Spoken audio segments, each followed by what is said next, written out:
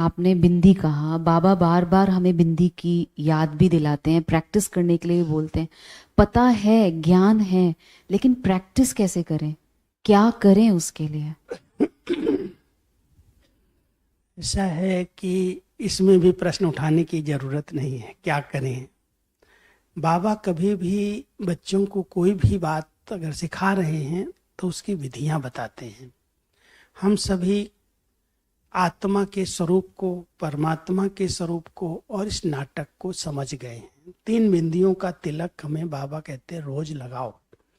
एक, मैं आत्मा बिंदी स्वरूप हूँ, ज्योति स्वरूप हूँ, इसकी अभ्यास करो, इसका प्रैक्टिस करो। चलते फिरते मैं आत्मा हूँ, एक ज्योति बिंदु हूँ, एक सितारा हूँ और इस शरीर से न्यारा हूँ। तो जितना हम आत्मिक स्वरूप में उस बिंदु रूप में रहते हैं उतना बाबा की याद रहती है। बाबा कल्याणकारी हैं और उनकी रचना, उनका जो भी बनाया हुआ नाटक है वो भी बहुत कल्याणकारी है। जब हम कल्याणकारी ड्रामा समझ करके कोई भी सीन देखते हैं तो प्रश्न नहीं उठते ऐसा क्यों हुआ, ऐसा किसने किया।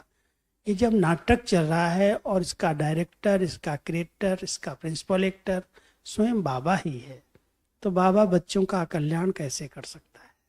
सब बातों में कल्याण है। तो जब ये स्मृति निरंतर रहती है कि ये ड्रामा कल्याणकारी है, समय कल्याणकारी है, हमारा बाबा कल्याणकारी है, तो ये बिंदी कोई भी दृश्य देख करके हम सहज लगा सकते हैं। नथिंग न्यू, आगे बढ़ जाओ। तो कभी भी प्रश्नों में उलझना नहीं है, हर बात में कुछ न कुछ सीखने को मिलता है।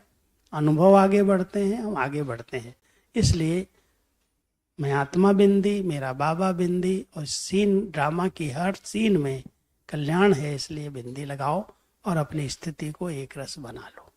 बहुत सुंदर 3 बिंदी की स्मृति आपने हमें बताई, बाप बिंदी, ड्रामा बिंदी, और ये समय जो है हम स्वयं भी, बाबा ने कहा, हर चीज पे बिंदी लगाएं।